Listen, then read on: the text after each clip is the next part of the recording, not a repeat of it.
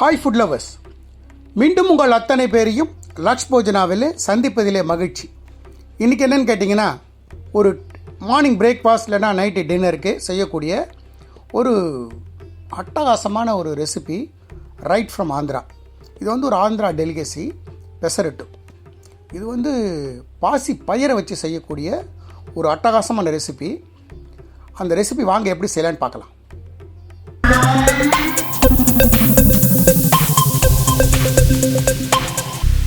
நான் இப்போ என் கையில் 4 ஆழாக்கு பாசி பயிர் போட்டிருக்கேன். அந்த 4 ஆழாக்கு பாசி பயிருக்கு 1 ஆழாக்கு பச்சரிசி, நம்ம ரெகுலராக வீட்டில் சாப்பாடுக்கு யூஸ் பண்ணுற பச்சரிசி. இது ரெண்டையும் நான் நல்லா வாஷ் பண்ணி இப்போ ஓவர் 8 மணி நேரத்து வரைக்கும் 6லேருந்து 8 மணி நேரத்துக்கு நான் ஊற வைக்கிறேன். ஊற வச்சதுக்கப்புறம் என்னன்னு பார்க்கலாம். நம்ம இந்த ஊற வச்ச பாசி பயிரும் அரிசியும் கிட்டத்தட்ட 8 மணி நேரம் ஊறிருக்கு. இந்த பாசி பயிரை பார்த்தீங்கன்னா ப்ரெஸ் பண்ணிங்கன்னா அந்த அளவுக்கு ஊறிருக்கு. இப்படி ப்ரெஸ் பண்ணி எடுத்திங்கன்னா பாதியை உடஞ்சிரும். அந்த அளவுக்கு பாசி பருப்பை ஊற வச்சுருக்கேன். கிட்டத்தட்ட நான் என்ன பண்ணியிருக்கேன்னா, ஒரு 1/2 hour பிஃபோர் இது அரைக்கிறதுக்கு இப்போ அரைக்க போகிறேன். 1/2 hour பிஃபோர் என்ன பண்ணியிருக்கேன்னா, 1 ஆழாக்கு, ஆக்சுவலாக 4 ஆழாக்கு பாசி பயிரும் 1 ஆழாக்கு அரிசியும் எடுத்துருக்கோம். அதே 1 ஆழாக்கு நான் இங்கே அவல், இந்த அவலையும் சோக் பண்ணி வச்சுருக்கேன். ஜஸ்ட் ஒரு 20 மினிட்ஸாக சோக் ஆகிட்டுருக்கு. இப்போது இதில் இருக்கிற தண்ணி எல்லாம் ஃபுல்லாக வடிகட்டிட்டு நான் இப்போது நம்ம ஊற வச்சதை மிக்சியில் சேர்த்துக்கிறேன். நான் இது ஒரு 8 பேர் சாப்பிடக்கூடிய அளவுக்கு நான் போர்ஷன் செய்கிறேன். உங்கள் வீட்டுக்கு ஏற்ற மாதிரி, சப்போஸ் நீங்கள் 1 ஆழாக்கு கணக்கு எடுத்துட்டிங்கன்னா 1/4 ஆழாக்கு அரிசி, 1/4 ஆழாக்கு அவல். அதுக்கப்புறம் அந்த பச்சை மிளகாலாம் அதுக்கேற்ற மாதிரி, உங்கள் காரத்துக்கு ஏற்ற மாதிரி பச்சை மிளகா, இஞ்சியில் சிறு சிறு துண்டு சேர்த்துட்டா போகிறோம். இப்போது நான் ஒரு சின்ன போர்ஷன் சேர்த்துருக்கேன். இதை நான் எப்படி அரைக்கணும் உங்களை அரைச்சி காட்டுறேன் பாருங்கள்.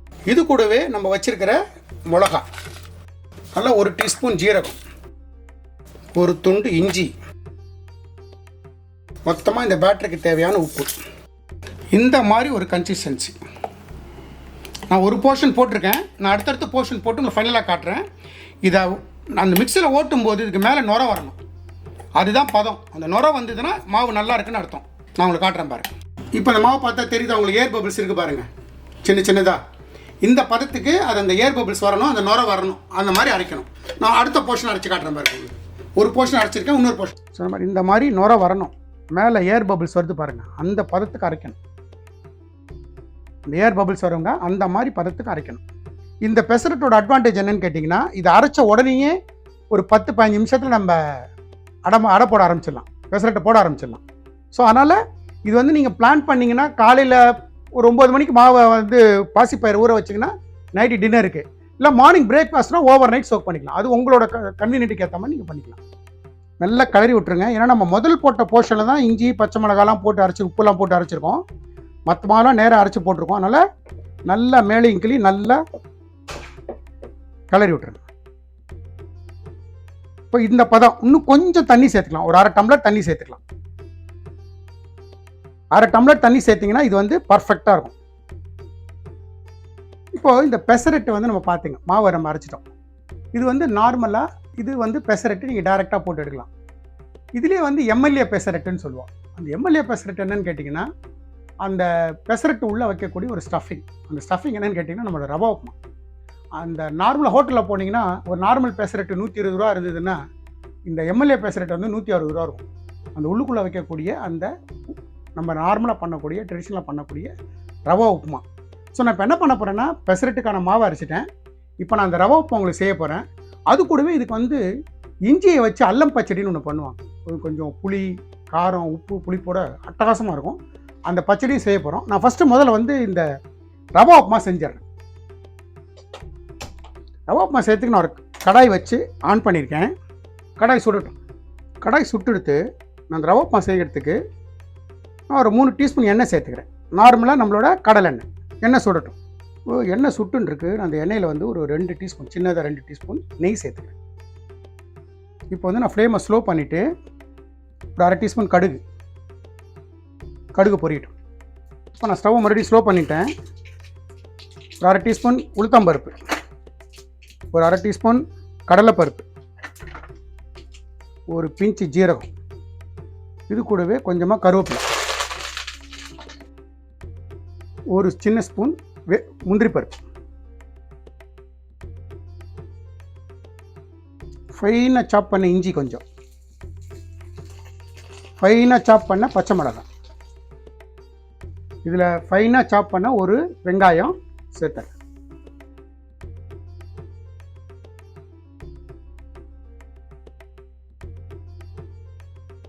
இப்போ நான் ஸ்டவ்வை கொஞ்சம் ஃப்ளேம் இன்க்ரீஸ் பண்ணிட்டேன். வெங்காயம் ஒன்றும் ரொம்ப பெருசாக வதங்கணும்னு அவசியம் இல்லை, கொஞ்சம் ஒரு 2 to 3 minutes வதங்கினா போதும்.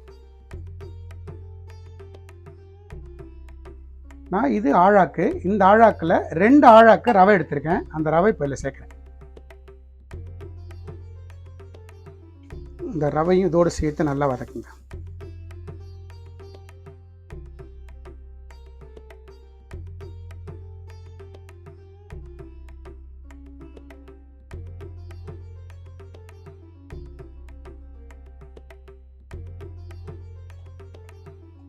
டீப்பாக சின்ன ஸ்பூனில் பெரிய கொஞ்சம் ஃபுல்லாக எடுத்து ஒரு பெருங்காயத்தூள்,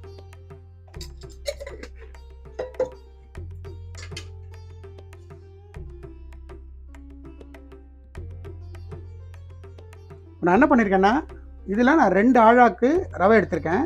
இதில் 6 ஆழாக்கு தண்ணி, அந்த 6 ஆழாக்கு தண்ணியிலேயே இந்த ரவா உப்புமாக்கு தேவையான உப்பு போட்டு இங்கே கொதிச்சுன்னு இருக்கு. இப்போ இந்த வாட்டர் எடுத்து டைரெக்டாக இந்த ரவையில் சேர்க்க போகிறோம்.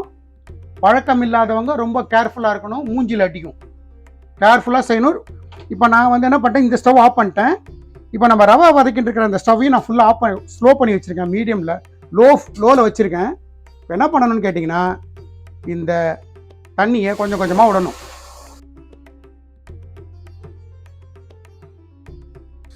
அவ்வளோதான். இதை ரொம்ப கேர்ஃபுல்லாக செய்யணும், மூஞ்சில் அடிக்கும். பழக்கம் இல்லாதவங்க ரவையை எடுத்து வச்சுட்டு தண்ணி கொதிச்சதுக்கப்புறம் ரவை சேருங்க. இப்போ இதை அப்படியே டிஸ்டர்ப் பண்ணாதீங்க, அப்படியே விட்டுருங்க. இப்போ ஸ்டவ்வோட ஃப்ளேமை நான் பெருசாக்கிட்டேன். 2 minutes அலோவ் பண்ணுங்க, நம்மளோட ரவை உப்புமா தயாராகிடும். இப்போ நம்மளோட உப்புமா ரெடி ஆகிடுது. நான் ஒரு சின்ன ஸ்பூனில் இந்த மூடியில் எலுமிச்சம்பழம் சாறு சேர்த்துறேன். சேர்த்துட்டு ஸ்டவ் ஆஃப் பண்ணிட்டேன் நான். இப்போ நம்ம அந்த உள்ளுக்குள்ளே ஸ்டப் பண்ண வேண்டிய ரவா உப்புமா தயார். அடுத்தது வாங்க அந்த இஞ்சி பச்சடி பண்ணும். இஞ்சி பச்சடி பண்ணுறதுக்கு ஒரு ஸ்டவ் ஆன் பண்ணுறேன். நான் வந்து ஒரு 2.5 ஸ்பூன் நல்லெண்ணெய் சேர்த்துருக்கேன். நல்லெண்ணெயும் செய்யலாம், கடலெண்ணையும் செய்யலாம், அவங்கவுங்க விருப்பம். இப்போ நம்ம வச்ச எண்ணெய் சுட்டு எடுத்து நான் 1 டேபிள் ஸ்பூன் தனியா சேர்க்குறேன், 1 டேபிள் ஸ்பூன் கடலைப்பருப்பு, 1 டேபிள் ஸ்பூன் உளுத்தம்பருப்பு. இதை நல்லா வறுத்துருங்க. ஸ்லோ ஃப்ளேமில் வருங்க, தீ அடிச்சிடக்கூடாது.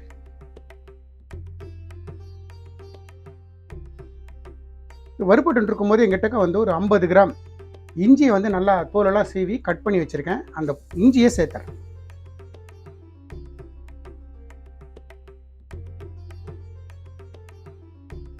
என்கிட்ட ஒரு 50 கிராம் குண்டு மிளகா அப்படியே காம்போடு சேர்க்குறேன். நான் அரைக்கும் போது காம்பு எடுத்துருவோம்.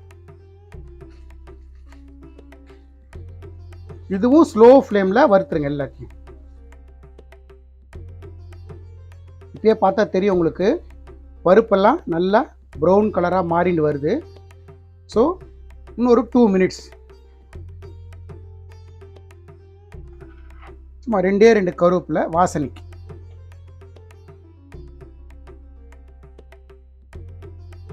இதில் ஒரு 5 பல்லு பூண்டு. இப்போ நான் ஸ்டவ் ஆஃப் பண்ணிடுறேன். ஸ்டவ்வை நான் சுத்தமாக ஆஃப் பண்ணிட்டேன். 1 டீஸ்பூன் ஜீரகம் ஸ்டவ் ஆஃப் பண்ணிட்டு தான் சேர்க்குறேன். அந்த சூட்லேயே அது வறுபட்டுரும். இப்போது இது ஒரு ரூம் டெம்பரேச்சருக்கு வரட்டும். ரூம் டெம்பரேச்சர் வந்ததுக்கப்புறம் இதில் 50 கிராம் வெல்லம், இந்த டிஷ்ஷுக்கு தேவையான உப்பு போட்டு நம்ம வந்து மிக்சியில் அரைச்சிட்டோம்னா நம்மளோட இஞ்சி பச்சடி தயார். அவன் ஆந்திராவில் சொல்லக்கூடிய அல்லம் பச்சடி தயார். இது வந்து இந்த பெசரட்டு கூட அவ்வளோ அட்டகாசமாக இருக்கும். இப்போ ரூம் டெம்பரேச்சர் வரட்டும், அது வரைக்கும் வெயிட் பண்ணும். நான் இதில் வந்து ஒரு 2 டேபிள் ஸ்பூன், ஒரு 3 டேபிள் ஸ்பூன் புளிசாறு சேர்த்துக்கிறேன். இந்த புளிசாரையும் சேர்த்து இதை நல்லா ஃபைனாக மிக்ஸ் பண்ணி அப்படியே விட்டுருங்க. இப்போ ரூம் டெம்பரேச்சர் வந்ததுக்கப்புறம் நம்ம இதை வெல்லம் சேர்த்து உப்பு சேர்த்து அரைப்போம். வறுத்தது ரூம் டெம்பரேச்சருக்கு வந்திருக்கு. நான் வந்து ஒரு 1/2 டீஸ்பூன் கல்லுப்பு சேர்க்குறேன். அது கூடவே நம்ம 1 கப்பு இஞ்சி எடுத்தோம், அந்த 1 கப்பு வெல்லம். நீங்கள் எந்த குவான்டிட்டி இஞ்சி எடுக்கிறீங்களோ, எந்த குவான்டிட்டி மிளகா எடுக்கிறீங்களோ அதே குவான்டிட்டி வெல்லம். இதை வந்து நல்லா ஃபைனாக பேஸ்ட்டாக அரைச்சிடும். நான் கொஞ்சமாக வெந்நீர் சேர்த்துக்கிறேன். இந்த வெந்நீர் சேர்த்திங்கன்னா 4-5 நாளைக்கு கெட்டு போகாமல் இருக்கும். பச்சரிசி சேர்த்திங்க, பச்சை தண்ணி சேர்த்திங்கன்னா கெட்டு போகிறதுக்கான சான்சஸ் இருக்குது. நான் ஒரு 2 டீஸ்பூன் வெந்நீர் சேர்த்துக்கிறேன். நம்மளோட அல்லம் பச்சடி இந்த கன்சிஸ்டன்சியில் இருக்கணும். இப்போ இது மேலே நீங்கள் வந்து ஒரு 2 டீஸ்பூன் நல்லெண்ணெய் சூடாக எடுத்து காய்ச்சி விட்டுட்டிங்கன்னா இன்னொரு 15-20 நாளைக்கு கூட ஃப்ரிட்ஜ் வச்சு யூஸ் பண்ணலாம். ஆனால் இது வந்து டெஃபினட்டாக ஒரு 4 நாளைக்கு கெட்டு போகாது ஃப்ரிட்ஜில் வச்சு நம்ம யூஸ் பண்ணோம்னா. அல்லம் பச்சடியும் தயார். வாங்க இப்போ நம்ம உப்புமாவும் தயார். நம்ம இப்போ பெசரட்டு செஞ்சு எப்படின்றத பார்ப்போம். நான் இந்த பெசரட்டு பேட்டரில் சின்னதாக ஒரு டீஸ்பூன் மஞ்சள் தூள் சேர்க்குறேன்.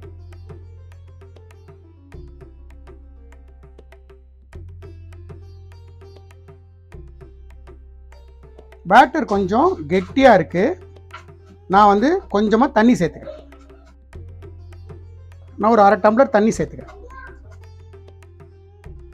இப்போது இந்த மாதிரி போரிங் கன்சிஸ்டன்சி, இந்த பதத்துக்கு மாவை ரெடி பண்ணிக்கோங்க. ஸ்டவ் ஆன் பண்ணிவிட்டு ஒரு தோசைக்கல் வைக்கிறேன். தோசைக்கல் சுடட்டும். இப்போது நம்ம வச்ச கல் கொஞ்சம் சுட்டுருக்கு. நான் கொஞ்சமாக எண்ணெய் போட்டுட்டு, எப்பயுமே இந்த மாதிரி தோசை கல்லை வந்து யூஸ் பண்ணுறதுக்கு முன்னாடி இந்த மாதிரி வெங்காயம் இல்லைன்னா உருளைக்கிழங்கு இந்த மாதிரி கட் பண்ணி இந்த மாதிரி நல்லா தேய்ச்சி விட்டுட்டிங்கன்னா அடி பிடிக்காது, நல்லா வரும்.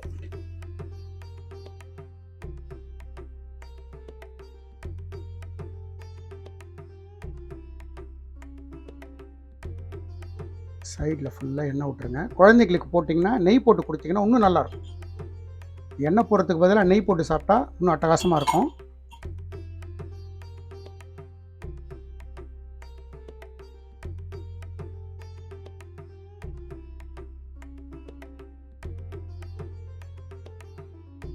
இதில் ஸ்லைட்டாக கொத்தமல்லி, ஃபைனாக சாப் பண்ண வெங்காயம் இந்த மாதிரி தூவிட்டு இது எப்படி ப்ரெஸ் பண்ணி விட்டுருங்க.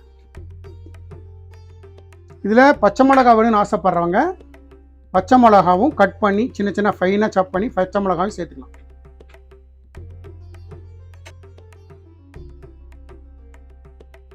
இந்த மாதிரி திருப்பி போட்டு இந்த பக்கமும் எண்ணெய் விட்டுரு.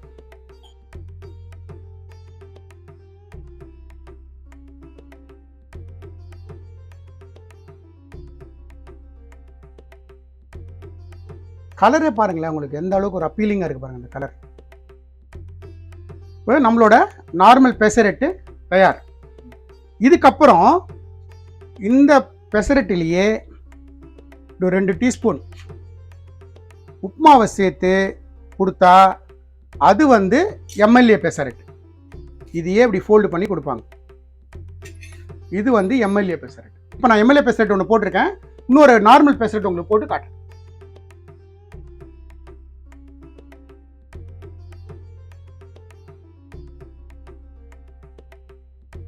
எந்த அளவுக்கு நீங்கள் மெலிசா வாக்கணும்னு நினைக்கிறவங்கள வாக்கலாம்.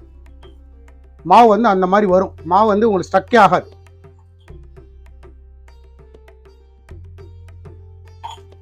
இப்போ நான் போட போகிறது வந்து நார்மல் பெசரட்டு.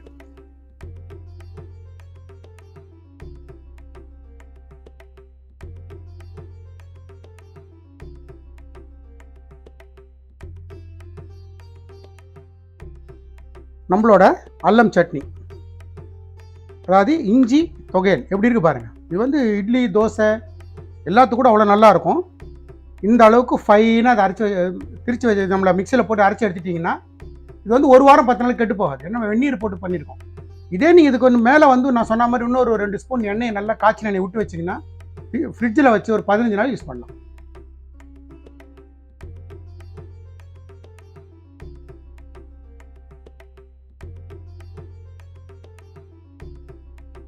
இப்போ நான் ஸ்டவ் ஆஃப் பண்ணிட்டேன். நம்மளோட பெசரட்டு தயார்.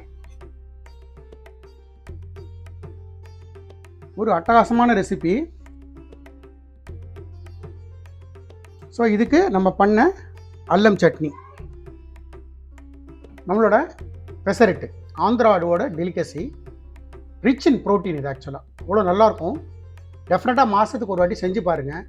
இது வந்து நான் சொன்ன மாதிரி நார்மலாக போட்டிங்கன்னா இது வந்து பெசரட்டு, உள்ள ரவா உப்புமா வச்சு செஞ்சோம்னா எம்எல்ஏ பெசரட்டு. அது கூட இந்த காம்பினேஷனாக இருக்கக்கூடிய இந்த இஞ்சி சட்னி ஒரு டெட்லி காம்பினேஷன். இந்த இஞ்சி சட்னி வந்து நீங்கள் நார்மலாக நம்ம தோசை இட்லிக்கெல்லாம் கூட நம்ம தொட்டுன்னு சாப்பிடலாம். ஒரு அட்டகாசமான ரெசிபி. நான் என்ன மாதிரி இன்க்ரீடியன்ஸ் போட்டு செஞ்சனோ அதே மாதிரி செய்யுங்க. எனக்கு கிடைச்ச அதே எக்ஸலண்ட் ரிசல்ட் உங்களுக்கும் கிடைக்கும். இந்த வீடியோ பிடிச்சிருந்தா லைக் அண்ட் ஷேர் பண்ணுங்கள். உங்கள் ஃபேமிலி அண்ட் ஃப்ரெண்ட்ஸ்க்கு வந்து ரெக்கமெண்ட் பண்ணுங்கள். Lakshman signing off from Laksh Yojana.